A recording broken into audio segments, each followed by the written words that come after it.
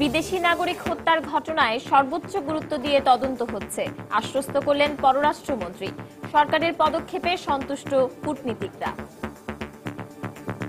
We express our gratitude to the government for the extra security measures they put in place in the diplomatic zone. অত্যন্ত আশাবাদী যে তাদেরকে ধরা সম্ভব হবে, খুঁজে বের করা সম্ভব হবে এবং তাদেরকে আইনের আওতায় আমরা নিয়ে আসবো। পরপর কয়েকটি খুনের ঘটনায় দেশ জুড়ে বাড়ানো হলো নিরাপত্তা। গোয়েন্দাদের সক্ষমতা নিয়ে প্রশ্ন অপরাধ বিজ্ঞানীদের। এখানে উদ্বেগ উৎকণ্ঠা হওয়ার কোনো কারণ নেই। মাঝে মাঝে এই ধরনের ঘটনা ঘটে।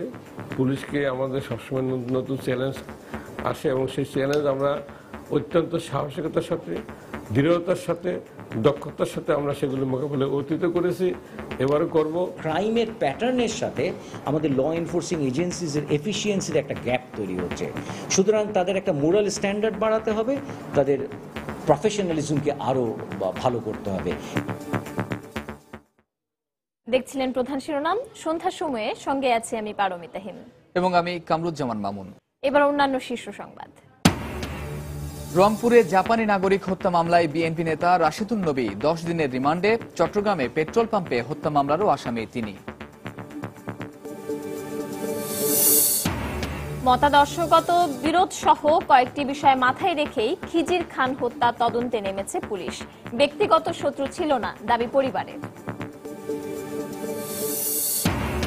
চট্টগ্রামের সদরঘাটে ট্রিপল মার্ডার ও বায়েজিদের মাজারে জোড়া খুনের ঘটনায় জেএমবির সম্পৃক্ততা পাওয়ার দাবি পুলিশের। সংগঠনের সামরিক শাখার প্রধান নিহত। চলতি বছরেই 7% প্রবৃদ্ধির লক্ষ্যমাত্রা অর্জনের আশাবাদ প্রধানমন্ত্রীর। বিশ্বে বাংলাদেশকে মর্যাদাশীল দেশ হিসেবে প্রতিষ্ঠায় একযোগে কাজ করার আহ্বান। এবং রাজধানীতে অভিযান চালিয়ে 50 লাখ পিস ভেজাল ও অনুমোদনহীন শিশু খাদ্যদ্রব্য জব্দ। শিশুদের জন্য ক্ষতিকর বলে জানালো বিএসটিআই কর্মকর্তা।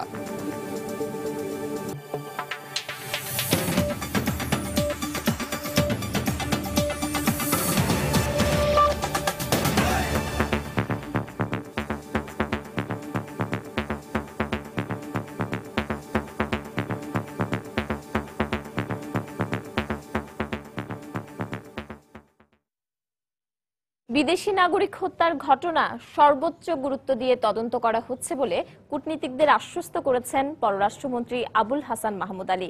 বাংলাদেশের নিরাপত্তা ব্যবস্থা নিয়ে বিভিন্ন দেশের উদ্বেগের পরিপ্রেক্ষিতে বিকেলে ঢাকায় অবস্থানরত কূটনীতিকদের উদ্দেশ্যে ব্রিফিংয়ে তিনি একথা বলেন। নিরাপত্তা ব্যবস্থা নিয়ে মার্কিন যুক্তরাষ্ট্র আগেই বাংলাদেশকে সতর্ক করেছিল বলেও স্বীকার করেন পররাষ্ট্রমন্ত্রী। এদিকে কূটনীতিক এলাকায় নিরাপত্তা ব্যবস্থা জোরদার করায় বৈঠকে সরকারের প্রতি কৃতজ্ঞতা জানিয়েছেন ব্রিটিশ হাইকমিশনার। অস্ট্রেলিয়া ক্রিকেট দলের বাংলাদেশ সফর বাতিল। এক সপ্তাহের ব্যবধানে 2 বিদেশি নাগরিক খুন। ঘটনার আগে পরে পশ্চিমা বেশ কটি দেশ বাংলাদেশে অবস্থানরত তাদের নাগরিকদের চলাফেরায় সতর্কতা জারি করে, জানায় উদ্বেগ আর উৎকণ্ঠা। এই অবস্থায় জাতিসংঘের সাধারণ অধিবেশনে যোগ দিয়ে দেশে ফেরার একদিনের ব্যবধানে পররাষ্ট্র মন্ত্রণালয় আয়োজন করে ব্রিফিং এর আমন্ত্রণ জানায় বাংলাদেশে অবস্থানরত বিভিন্ন দেশের কূটনীতিক, দাতা সংস্থার প্রতিনিধিদের। দুপুর নাগরাতেই রাষ্ট্রীয় অতিথি ভবনে একে একে যোগ দেন রাষ্ট্রদূতরা। পররাষ্ট্রমন্ত্রী, প্রতিমন্ত্রীর পাশাপাশি এই বৈঠকে যোগ দেন স্বরাষ্ট্রমন্ত্রী ও আইন শৃঙ্খলা রক্ষাকারী বাহিনীর প্রধানরাও। ঘণ্টাব্যাপী বৈঠক শেষে কথা বলেন পররাষ্ট্রমন্ত্রী। স্বীকার করেন আগেই যুক্তরাষ্ট্র সতর্ক করেছিল বাংলাদেশ সরকারকে। সেটা তো যেটা দিয়েছিল সেটা ঠিকই আছে, কিন্তু সেইখানে তো হয় নাই। আসলে তো যারা এসব করে তারা কিন্তু ওই বলে একটা করে আরেকটা, হয়তো বললো যে এই জায়গাতে আমরা আক্রমণ করব, কিন্তু করলো আরেক জায়গায়। তো এইভাবেই তারা অপারেট করে। রাষ্ট্রদূতরা নিশ্চিত থাকতে পারেন যে সরকার প্রয়োজনীয় ব্যবস্থা নিয়েছে, এবং শুধু ঢাকা নয়, শুধু ডিপ্লোম্যাটিক এরিয়া না, বারিধারা, গুলশান, বনানী নয়, সারা দেশে যেখানে বিদেশিরা আছেন সেই জায়গাগুলো সহ অনেক প্রত্যন্ত অঞ্চলে অনেক বিদেশি কাজ করেন, তাদের নিরাপত্তার জন্য সমস্ত ব্যবস্থা নেওয়া হয়েছে এবং যা করার দরকার আমরা সবই করছি। বাংলাদেশ সরকার বিদেশিদের নিরাপত্তায় গুরুত্ব দেয় বৈঠকে কৃতজ্ঞতা জানান কূটনীতিক কোরের dean Robert Gibson. Foreign Minister, the State Minister of Home Affairs. দুই বিদেশি নাগরিক হত্যার প্রেক্ষাপটে এদেশের নিরাপত্তা পরিস্থিতি সম্পর্কে আমাদের অবহিত করেছেন পররাষ্ট্রমন্ত্রী ও স্বরাষ্ট্রমন্ত্রী। তারা এখানে অবস্থানরত বিদেশি নাগরিকদের নিরাপত্তায় যে পদক্ষেপ নিয়েছেন তাতে আমরা সন্তুষ্ট। সন্ত্রাসবাদ একটি অভিন্ন সমস্যা, তাই একে প্রতিহত করতে দরকার সমন্বিত পদক্ষেপ। বাংলাদেশ সরকারের পক্ষ থেকে আমাদেরকে আশ্বস্ত করা হয়েছে দুই বিদেশি নাগরিক হত্যাকাণ্ডে সুষ্ঠু তদন্ত করে দোষীদের খুঁজে বের করা হবে। As my Prime Minister said, মোট ৪৫টি দেশের রাষ্ট্রদূতরা যোগ দেন মঙ্গলবারের এই বৈঠকে। পররাষ্ট্র মন্ত্রণালয়ে আয়োজিত ব্রিফিংয়ে বাংলাদেশে আইএস কিংবা আন্তর্জাতিক জঙ্গি সংগঠনের অস্তিত্ব অস্বীকার করা হলেও কূটনীতিকরা বলছেন জঙ্গিবাদ যেহেতু একটি বৈশ্বিক বিষয়, তাই এটি দমনে বাংলাদেশকে সঙ্গে নিয়ে কাজ করতে চান তারা। ইহসান জুয়েল, সময় সংবাদ, ঢাকা। রংপুরে জাপানি নাগরিক হত্যা মামলায় গ্রেফতার বিএনপি জেলা কমিটির সদস্য রাশেদুন নবী বিপ্লব এবং কুনিও হোসির ব্যবসায়িক অংশীদার হুমায়ুন কবির হীরাকে 10 দিন করে রিমান্ড দিয়েছেন আদালত। দুপুরে জেলার চিফ জুডিশিয়াল ম্যাজিস্ট্রেট আদালত এ রিমান্ড মঞ্জুর করেন। শনিবার জাপানি নাগরিক কুনিও নিহতের পর এই দুইজন সহ 4 জনকে আটক করেছিল পুলিশ। আজ তাদের এই হত্যা মামলায় গ্রেফতার দেখিয়ে 10 দিনের রিমান্ড আবেদন করা হয়। পরে দুপক্ষের শুনানি শেষে আদালত তা মঞ্জুর করেন। রংপুরের কাউনিয়া উপজেলার কাচু আলুটারি গ্রামে জাপানি নাগরিক কুনিও হোসিকে গুলি করে হত্যা করা হয়। প্রাথমিক জিজ্ঞাসাবাদের জন্য মুন্না নামের এক রিকশা চালক, ভাড়া বাসার মালিক এবং যে বাড়ির সামনে হত্যাকাণ্ডটি ঘটে সেই বাড়ির মালিককে আটক করা হয়। পরে বিএনপির কেন্দ্রীয় নেতা হাবিবুন নবী সোহেলের ভাই এবং জেলা কমিটির সদস্য রাশেদুন নবী বিপ্লবকে আটক করা হয়েছিল।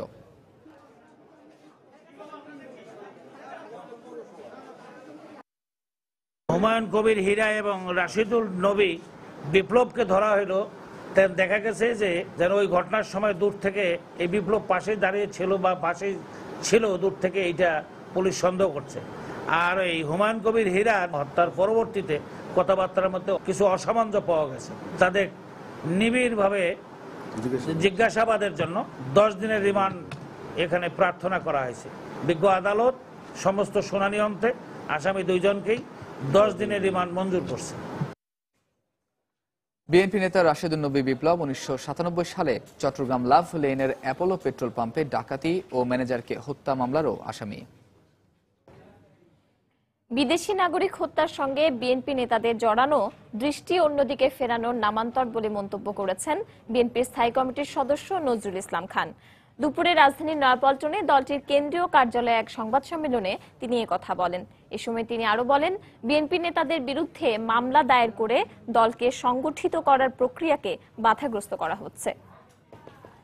2 জন বিদেশি নিহত হয়েছে, এটা আমাদের দেশের জন্য অত্যন্ত দুর্ভাগ্যজনক। কিন্তু তাদের এই হত্যার সুযোগে বিএনপি নেতাদের গ্রেফতার করা, এটা আবার দৃষ্টি অন্যদিকে ফিরিয়ে দেওয়ার নামান্তর। আমরা স্পষ্ট জানতে চাই যে তারা কি দেশে রাজনীতি করতে দেবেন অন্য মানুষকে, নাকি আর কাউকে রাজনীতি করতে দেবেন না।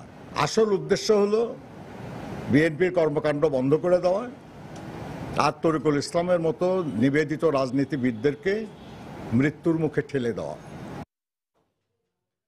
বাংলাদেশে থাকা বিদেশি নাগরিকের নিরাপত্তা নিশ্চিত করতে সব ধরনের ব্যবস্থা নেওয়া হয়েছে বলে জানিয়েছেন পুলিশ মহাপরিদর্শক। এছাড়া 2 বিদেশি নাগরিক হত্যার ঘটনায় উদ্বিগ্ন হওয়ার কিছু নেই বলে মন্তব্য করেন তিনি।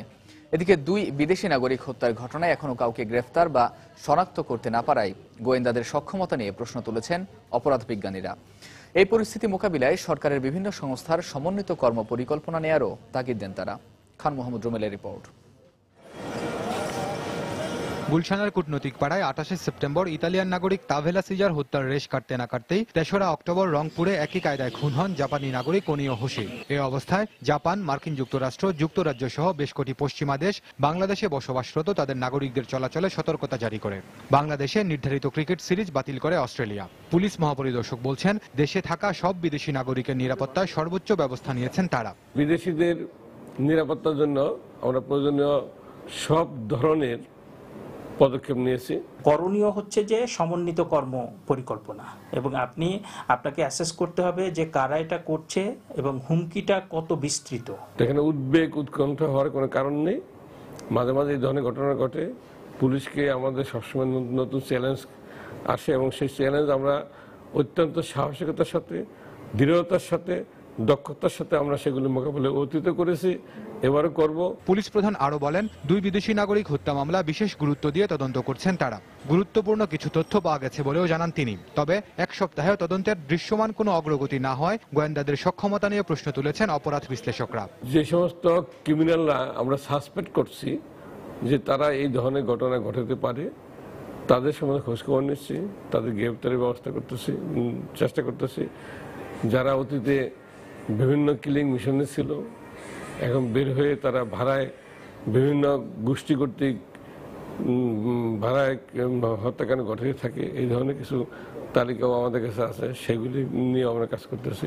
এতগুলো ঘটনা হয়েছে, আপনার একটাতে ব্যর্থতা থাকতে পারে, 2টাতে থাকতে পারে, কিন্তু আপনি তো দেখছি যে দেশি বিদেশি কোনো ঘটনাতেই আপনি কারা সেটার সাথে জড়িত, সেটা কোনো ব্যক্তি নাকি ব্যক্তিবর্গ নাকি গোষ্ঠী, তার সাথে আন্তর্জাতিক কারো যোগসাজশ আছে কিনা, সেই ব্যাপারে তো কোনো প্রতিবেদন কিংবা কোনো তথ্য আমাদের সামনে আপনারা হাজির করতে পারছেন না। সুতরাং আমরা তো অবশ্যই বলবো যে আপনারা ব্যর্থতার পরিচয় দিয়েছেন। তিনি আরো বলেন, দেশের ভাবমূর্তি রক্ষা এবং আইন শৃঙ্খলা পরিস্থিতি স্বাভাবিক রাখতে পুলিশকে সব ধরনের প্রভাবমুক্ত অবস্থায় কাজ করতে দেওয়ার কোনো বিকল্প নেই। খান মোহাম্মদ রুমেল, সময় সংবাদ, ঢাকা। আদর্শগত বিরোধ সহ কয়েকটি বিষয় মাথায় রেখে পিডিবির সাবেক চেয়ারম্যান খিজির খান হত্যার তদন্তে মাঠে নেমেছে পুলিশ। দুপুরে সাংবাদিকদের এই কথা জানান ঢাকা মহানগর পুলিশের গুলশান জোনের উপকমিশনার। খিজির খানের সঙ্গে কারো ব্যক্তিগত বিরোধ ছিল না বলে দাবি করেছেন তার ছেলে। এদিকে অতিরিক্ত রক্তক্ষরণের কারণে তার মৃত্যু হয়েছে বলে জানিয়েছেন ময়নাতদন্তকারী চিকিৎসক। খিজির খান হত্যার ঘটনায় এখনো পর্যন্ত কোনো মামলা না হলেও বেশ কয়েকটি বিষয় মাথায় রেখে তদন্তে নেমেছে পুলিশ। ঢাকা মহানগর পুলিশের গুলশান বিভাগের উপকমিশনার জানান, মতাদর্শগত পার্থক্যের কারণে এই হত্যাকাণ্ড সংঘটিত হতে পারে বলে প্রাথমিকভাবে ধারণা করছেন তারা। ঘটনার মোটিভ সম্পর্কে আমরা সবকিছু বিবেচনা করছি। এটা আসলে কোনো পারিবারিক দ্বন্দ্ব থেকে হয়েছে কিনা, অথবা অন্য কোনো তার সম্পত্তিগত বিষয় হয়েছে কিনা, অথবা অন্য কোনো ধর্মীয় মতবিরোধ কিংবা মতাদর্শের কারণে হয়েছে কিনা, এই বিষয়গুলো অত্যন্ত গভীরভাবে আমাদের তদন্তে বিবেচনা হয়েছে। পূর্ব রাজাবাজার এবং গোপীবাগে 2টো ঘটনা আগে ঘটেছিল, সেই ঘটনার সাথে এই ঘটনার আসলে মিল রয়েছে কিনা সেটাও আমাদের তদন্তের বিবেচনায় রয়েছে। অপরদিকে খিজির খানের ছেলে আশরাফুল ইসলাম জানিয়েছেন, তার বাবার সঙ্গে কারো ব্যক্তিগত বা মতাদর্শগত কোনো বিরোধ ছিল না।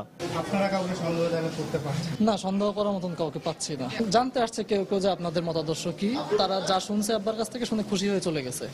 এরকমই সবসময় আমরা দেখে আসছি, দ্বন্দ্ব কারোর সাথে হয়নি কখনো। আমাকে কিছু বলে ঢোকা লাগে না আমাদের বাসায়, আপনি বুঝতে পারতেছেন না ব্যাপারটা। ওই হুজুরের সাথে কথা বলবো বললেই সবাই এখানে এন্ট্রি হতে পারে। মরদেহ ময়নাতদন্ত শেষে দুপুরে তদন্তকারী চিকিৎসক জানিয়েছেন, অতিরিক্ত রক্তক্ষরণ হওয়ায় খিজির খানের মৃত্যু হয়েছে। ধারালো অস্ত্রের আঘাতের একটা পাই, আমরা যেটাকে ডাক্তারি ভাষায় কাট থ্রোট উন্ড বলি। ইয়া 7.5 ইঞ্চি দৈর্ঘ্যের এবং 2 ইঞ্চি প্রস্থের ছিল, এবং গলার সম্মুখের সমস্ত অঙ্গই এটা কেটে ফেলছে, যেমন ট্রাকিয়াল এবং ইসোফেগাস কেটে ফেলছে, এবং বড় বড় রক্তনালীকেও কেটে ফেলছে। এই বড় রক্তনালী কাটা যাওয়ার ফলে প্রচুর রক্তক্ষরণ হয়েছে। এই রক্তক্ষরণের কারণে মারা গেছে। সোমবার রাতে রাজধানীর মধ্যবাড্ডায় নিজ বাসায় দুর্বৃত্তদের ধারালো অস্ত্রের আঘাতে মারা যান পিডিবির সাবেক চেয়ারম্যান খিজির খান। তানিন মেহেদি, সময় সংবাদ, ঢাকা। খিজির খান হত্যার সঙ্গে টিভি উপস্থাপক নুরুল ইসলাম ফারুকী ও কথিত পীর লুৎফর রহমান হত্যার যোগসূত্র রয়েছে বলে মনে করছেন অপরাধ বিশেষজ্ঞরা। অত্যন্ত সুপরিকল্পিতভাবে এসব হত্যাকাণ্ড ঘটানো হচ্ছে বলে মন্তব্য করে তারা বলেন, কেবল আদর্শিক কারণে নয়, এর পেছনে ব্যক্তি স্বার্থ ও গোষ্ঠী স্বার্থও থাকতে পারে। সোমবার সন্ধ্যায় রাজধানীর নিজ বাসায় খানকা শরীফে নির্মমভাবে হত্যার শিকার হলেন পিডিবির সাবেক চেয়ারম্যান মোহাম্মদ খিজির খান। বাসা ভাড়া নেয়ার অজুহাতে বাড়িতে ঢুকে পরিবারের অন্য সদস্যদের হাত পা বেঁধে তাকে গলা কেটে হত্যা করা হয়। এই ঘটনার আসল কারণ জানা না গেলেও নিহতের স্বজন ও এলাকাবাসী জানান, খিজির খানকে পীর বলে মানতেন অনেকেই। পিডিবির সাবেক এই কর্মকর্তাকে যেভাবে হত্যা করা হলো তা একেবারেই নতুন কিছু নাই। বছরখানেক আগে ঠিক একই কায়দায় হত্যা করা হয় ইসলামী ফ্রন্টের নেতা ও টিভি উপস্থাপক মাওলানা নুরুল ইসলাম ফারুকীকে। আর তারও প্রায় 1 বছর আগে সপরিবারে হত্যার শিকার হন রাজধানীর গোপীবাগের কথিত পীর লুৎফর রহমান। অপরাধ বিশেষজ্ঞরা মনে করছেন, এই 3 হত্যাকাণ্ড পরস্পর একই সূত্রে গাঁথা।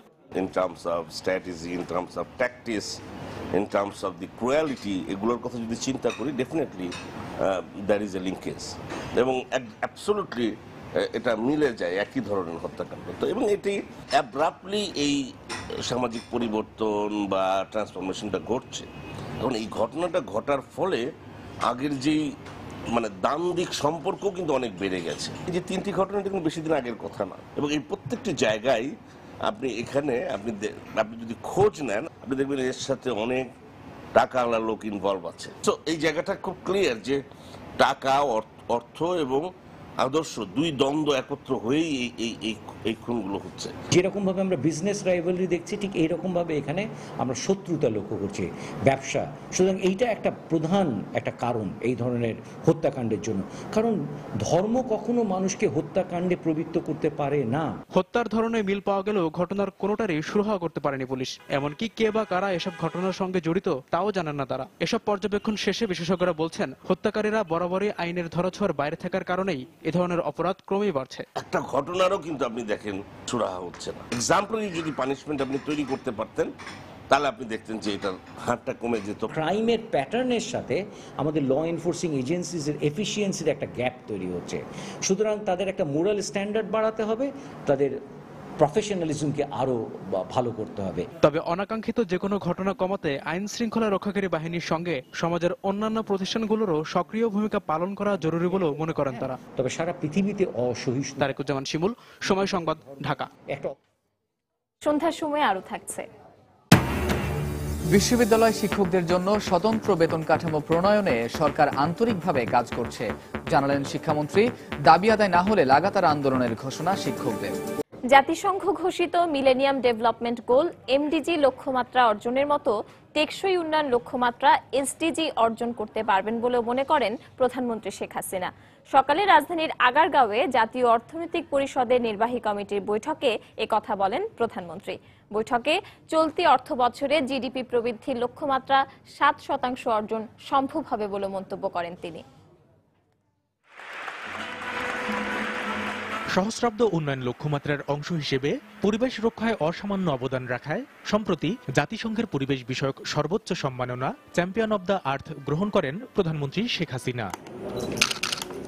এই সম্মাননা আগামীতে টেকসই উন্নয়ন লক্ষ্যমাত্রা অর্জনেও বাংলাদেশকে উৎসাহ যোগাবে বলে মনে করেন প্রধানমন্ত্রী।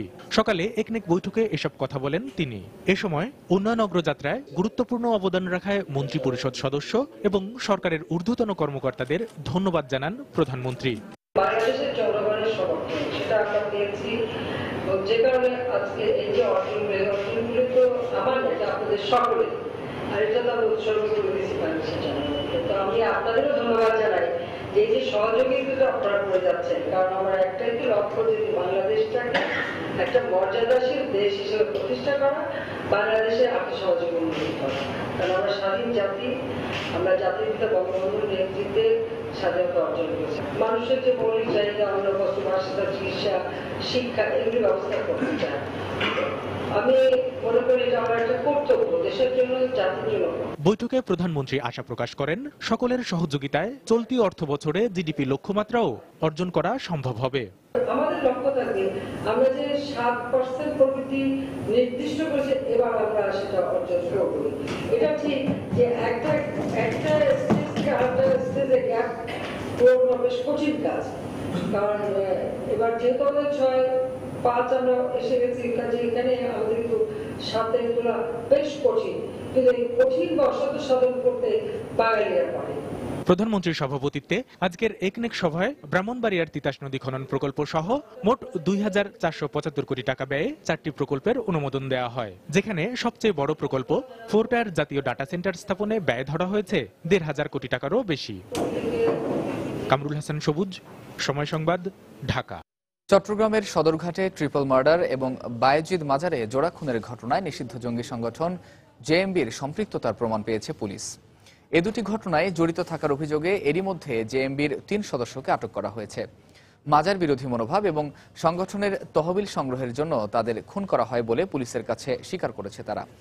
এদিকে চট্টগ্রামে গ্রেনেড বিস্ফোরণে নিহত হয়েছে নিষিদ্ধ ঘোষিত জেএমবির সামরিক শাখার প্রধান জাবেদ। ভোরে বায়েজিদ এলাকায় অভিযান চলাকালে গ্রেনেড বিস্ফোরণে তার মৃত্যু হয় বলে দাবি পুলিশের। বিস্তারিত কমলদের রিপোর্টে। পুলিশ জানায় সোমবার রাতে কর্ণফুলীর খোয়াজনগর থেকে আটকের পর জাবেদ সহ 5 জনকে নগর গোয়েন্দা পুলিশের কার্যালয়ে এনে জিজ্ঞাসাবাদ করা হয়।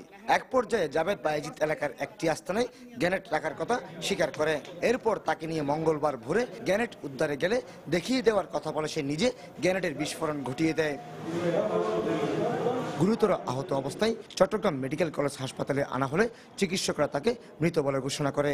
তার কাছে যে গ্রেনেড ছিল, হ্যান্ড গ্রেনেড, এটা নিরাপত্তার জন্য এক জায়গায় রেখেছে, একটা খেজুর গাছের নিচে ড্রেনের পাশে। আমরা সেখানে ওকে নিয়ে সেখানে গিয়ে সেটা রিকভার করতে গিয়ে ওই গ্রেনেডটার বিস্ফোরণে সে আহত হয়। এদিকে সদরঘাটে র্যাকেট ব্যাংকিজের ডিলার প্রতিষ্ঠানে 3 জন এবং বায়েজিদের মাজারে 2 জন নিহত হওয়ার ঘটনার সঙ্গে জেএমবি জড়িত থাকা তথ্য প্রমাণ পেয়েছে পুলিশ। মঙ্গলবার দুপুরে আয়োজিত সংবাদ সম্মেলনে এই তথ্য জানান সিএমপির ভারপ্রাপ্ত কমিশনার। বায়েজিদ এলাকার যে ডাবল মার্ডার এবং সদরঘাট এলাকার যে ট্রিপল মার্ডারের ঘটনা যে সংঘটিত হয়, এর পিছনেও এই গ্রুপের আমরা যে গ্রেপ্তার করেছি এদের হাত আছে। প্রাথমিকভাবে জানা যায় যে তারা নিষিদ্ধ ঘোষিত জেএমবি সংগঠনের সদস্য। এই ব্যাপারে আমাদের অনুসন্ধান চলতেছে। পুলিশের তথ্য মতে মাজার বিরোধী মনোভাবের কারণে 4 সেপ্টেম্বর দুপুরে বায়েজিদ এলাকার মাজারে ঢুকে 2 জনকে জবাই করে হত্যা করা হয়েছিল। এছাড়া সংগঠনের তহবিল সংগ্রহের জন্য 23 সেপ্টেম্বর রাতে হামলা চালানো হয়েছিল র্যাকেট ব্যাংকিজের ডিলার প্রতিষ্ঠানে। এই ঘটনায় জেএমবির 2 জন সদস্য এবং ব্যবসায়ী সত্যগোপাল ভৌমিক নিহত হন। ন্যাংটা ফকির নামে খ্যাত, তাকে লোকজন সেজদা করত, এটা একটা বিষয়। সে কাপড় চোপড় পরিহিত থাকতো না, সেটি হচ্ছে শরীয়ত বিরোধী একটা কার্যকলাপ, যার কারণে তাকে যদি হত্যা করা হয় তাহলে হয়তো সে জান্নাতের ওয়াজিব পেয়ে যাবে। এই ধরনের তাকে তার ভিতরে একটি বিশ্বাস ঢুকানো হয়েছে এবং সেই বিশ্বাস থেকে সে একা একা গিয়ে এই ঘটনাটি ঘটিয়েছে। এটি সে আমাদের কাছে সুস্পষ্টভাবে সে স্বীকার করেছে। সোমবার বিকেল থেকে রাত 11টা পর্যন্ত টানা 8 ঘন্টা অভিযান চালিয়ে গোয়েন্দা পুলিশ জেএমবির সামরিক প্রধান জাবেদ এবং 4 আত্মঘাতী সদস্যকে অস্ত্র ও গ্রেনেড সহ আটক করে। উদ্ধার করা গ্রেনেডগুলো রাতেই নিষ্ক্রিয় করে পুলিশ। এ সময় গ্রেনেডের শব্দে পুরো এলাকা কেঁপে ওঠে। কমল দে, সময় সংবাদ, চট্টগ্রাম। এদিকে চট্টগ্রামের বায়েজিদ মাজারে জোড়া খুনে ব্যবহৃত দা এবং হত্যাকারীর রক্তমাখা প্যান্ট ও গেঞ্জি উদ্ধার করেছে গোয়েন্দা পুলিশ। বিকেলে নিষিদ্ধ ঘোষিত জঙ্গি সংগঠন জেএমবির সদস্য বাবুর স্বীকারোক্তি অনুযায়ী এসব আলামত উদ্ধার করা হয়। পুলিশ জানায়, গতকাল গ্রেপ্তারের পর প্রাথমিক জিজ্ঞাসাবাদে হত্যাকাণ্ডে জড়িত থাকার কথা স্বীকার করে জেএমবি সদস্য বাবু। তার দেয়া তথ্য মতে অক্সিজেন এলাকার বাসায় অভিযান চালায় গোয়েন্দা পুলিশের সদস্যরা। সেখান থেকে রক্তমাখা একটি গেঞ্জি ও একটি প্যান্ট উদ্ধার করা হয়। পরে মাজারের পাশের একটি ড্রেন থেকে উদ্ধার করা হয় হত্যায় ব্যবহৃত দাটি। গত 4 সেপ্টেম্বর বায়েজিদ এলাকার মাজারে ঢুকে 2 জনকে হত্যা করে জেএমবি সদস্যরা।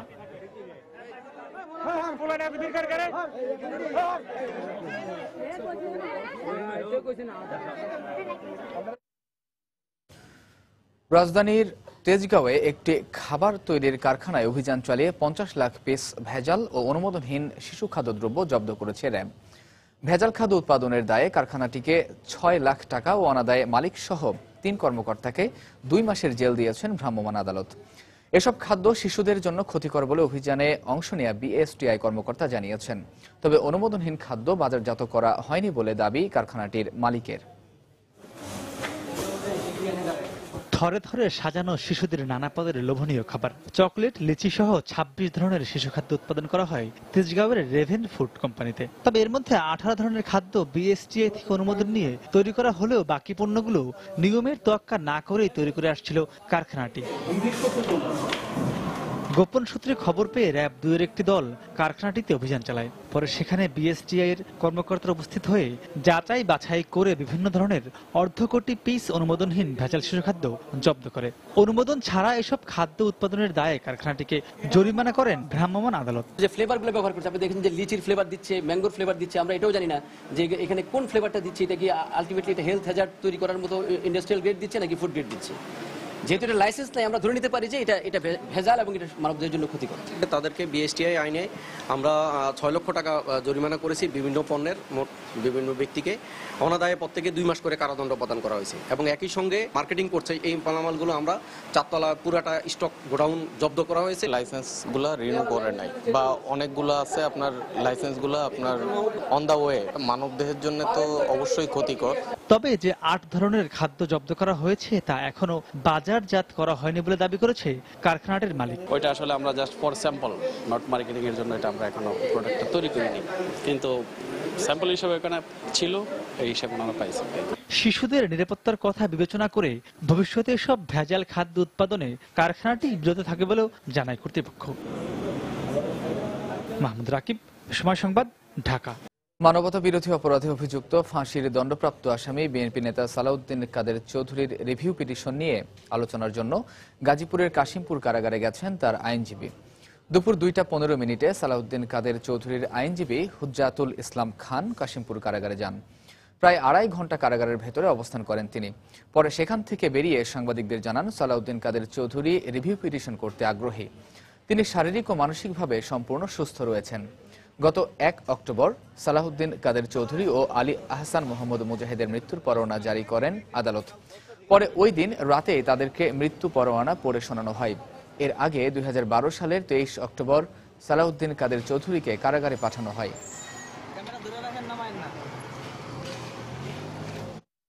বিশ্ববিদ্যালয় শিক্ষকদের দাবির বিষয়ে মন্ত্রিসভায় আলোচনা করে সুষ্ঠু সমাধান দেয়া হবে বলে জানিয়েছেন শিক্ষামন্ত্রী নুরুল ইসলাম নাহিদ। বিকেলে সচিবালয়ে শিক্ষকদের সঙ্গে বৈঠক শেষে সাংবাদিকদের তিনি একথা জানান। এ সময় স্বতন্ত্র বেতন কাঠামো প্রণয়নে সরকার আন্তরিকভাবেই কাজ করছে জানিয়ে শিক্ষকদের ক্লাস চালিয়ে যাওয়ার আহ্বানও জানান শিক্ষামন্ত্রী। এদিকে এ মাসের মধ্যে দাবি আদায় না হলে আগামী মাস থেকে লাগাতার কর্মবিরতি চালিয়ে যাওয়ার ঘোষণা দিয়েছেন বিশ্ববিদ্যালয় শিক্ষকরা। গত 7 সেপ্টেম্বর মন্ত্রিসভায় 8ম জাতীয় বেতন স্কেল অনুমোদনের পর পদমর্যাদা এবং বেতন বৈষম্যের সমস্যা নিরসনে ক্লাস বর্জন সহ আন্দোলন চালিয়ে আসছেন বিশ্ববিদ্যালয়ের শিক্ষকরা। এরই ধারাবাহিকতায় মঙ্গলবার বিকেলে সচিবালয়ে শিক্ষামন্ত্রীর সাথে বৈঠক করেন বাংলাদেশ শিক্ষক সমিতি ফেডারেশনের নেতৃবৃন্দ। এ সময় শিক্ষামন্ত্রীর কাছে তারা বিশ্ববিদ্যালয়ের শিক্ষকদের জন্য স্বতন্ত্র বেতন স্কেল প্রবর্তনে একটি বেতন কমিশন গঠন সহ 5 দফা দাবিতে স্মারকলিপি দেন। বৈঠক শেষে ফেডারেশনের নেতারা বেতন কাঠামোতে শিক্ষকদের মর্যাদার বিষয়ে সর্বোচ্চ গুরুত্ব দেওয়ার দাবি জানান। চলতি মাসের মধ্যে সব দাবি মানা না হলে লাগাতার কর্মবিরতির হুঁশিয়ারি দেন শিক্ষকরা। যেহেতু আমাদের মর্যাদার অবনমন হয়েছে, যেটি হলো সবচেয়ে বড় ইস্যু, সেজন্য আমরা নভেম্বর মাসের 1 তারিখ থেকে আমরা লাগাতার ধারাবাহিক কর্মসূচি দেওয়ার জন্য শিক্ষকদের মধ্যে থেকে আমাদের উপরে চাপ আছে। দাবি দেওয়াগুলো যদি মেনে নেওয়া হয় আমাদের ঘোষিত সময়ের মধ্যে, তাহলে তো আমরা খুবই খুশি। কমিশনটা করে দিলে প্রসেসটা শুরু হয়ে যাবে, তাহলে আর আমাদের কারোর সাথে কোনো ধরনের আপনার কম্পিটিশনে বা কোনো তুলনাতে যেতে হয় না। এই মাসের মধ্যে কিছু না হয় তখন তো আমরা হয়তো কঠোর কর্মসূচি মানে লাগাতারে না গিয়ে আমাদের উপায় থাকবে না। শিক্ষকদের বেতন কাঠামো সংক্রান্ত সমস্যার সমাধানে পুনর্গঠিত মন্ত্রিসভা কমিটিতে আলোচনার মাধ্যমেই এই সমস্যার সমাধানের আশ্বাস দেন শিক্ষামন্ত্রী নুরুল ইসলাম নাহিদ। আমাদের শিক্ষকদের মর্যাদা, ইজ্জত, সম্মান এটাই সব থেকে বড় 1 নম্বর, টাকাটা 2 নম্বর। বুঝলেন, এই বিবেচনাটা আমরা একসাথে মিলে আলোচনা করছি। মাননীয় অর্থমন্ত্রী শীঘ্রই ফিরে আসবেন, তিনি সভাপতি আসলেই সভা ডাকা হবে এবং সেই সভা আমরা এই বিষয়গুলো নিয়ে আমরা চেষ্টা করব, আগায় যাব। বিশ্ববিদ্যালয়ের ক্লাস পরীক্ষা চালু রাখার পাশাপাশি শিক্ষকদের আন্দোলন থেকে বিরত থাকার জন্য শিক্ষকদের প্রতি আহ্বান জানান শিক্ষামন্ত্রী। ক্লাস যেন অব্যাহত থাকে। প্রসূন আশিস, সময় সংবাদ, ঢাকা।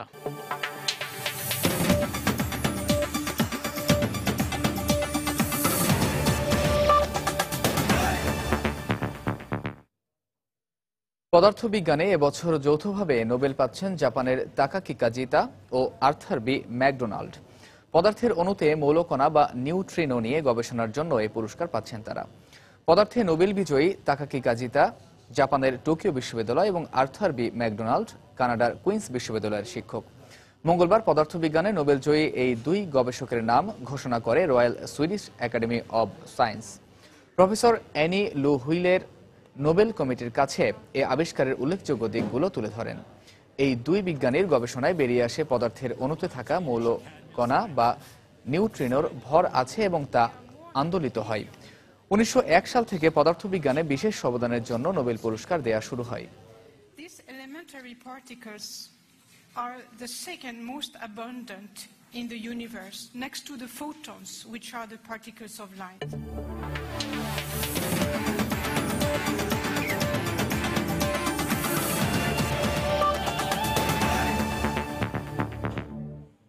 বাংলাদেশ অনূর্ধ্ব 17 ক্রিকেট দলের বিপক্ষে সিরিজ খেলতে সকালে ঢাকায় এসেছে ভারতের ক্রিকেট অ্যাসোসিয়েশন অফ বেঙ্গল অনূর্ধ্ব 17 ক্রিকেট দল। সফরে স্বাগতিকদের বিপক্ষে 4টি 3 দিনের ম্যাচ খেলবে সিএবি অনূর্ধ্ব 17 দল। কমাস আগে পশ্চিমবঙ্গ সফর করে এসেছে বাংলাদেশ অনূর্ধ্ব 17 ক্রিকেট দল। এবার ফিরতি সিরিজ খেলতে বাংলাদেশ এসেছে সিএবি অনূর্ধ্ব 17 ক্রিকেট দল। সকালে হযরত শাহজালাল আন্তর্জাতিক বিমানবন্দরে তাদের স্বাগত জানানো হয় বিসিবির পক্ষ থেকে। সফরে মোট 4টি 3 দিনের ম্যাচ খেলবে সিএবি অনূর্ধ্ব 17 দল, যার প্রথম দুটি বিকেএসপিতে এবং শেষ ম্যাচ দুটি অনুষ্ঠিত হবে রংপুরে। 7 অক্টোবর প্রথম ম্যাচে মুখোমুখি হবে এই দুই দল। আর বাংলাদেশ সফরে এসে নিরাপত্তা নিয়ে সন্তুষ্টি প্রকাশ করেছে সফরকারীরা। পাশাপাশি সিরিজে ভালো ফলাফল করতে চায় সিএবি অনূর্ধ্ব 17 দল।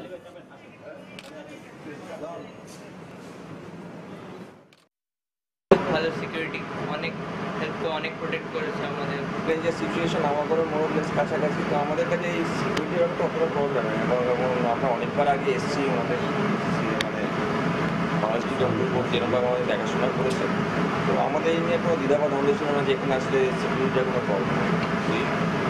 আমাদের মনে হয় এটা সেকেন্ড হবে ভালো কম্পিটিটিভ ক্রিকেট হলে এদের মনে বেটার হবে, এবং যা যে সার্ফেসে খেলে বিভিন্ন সার্ফেসে খেললে এই বয়সে শিখতে হবে।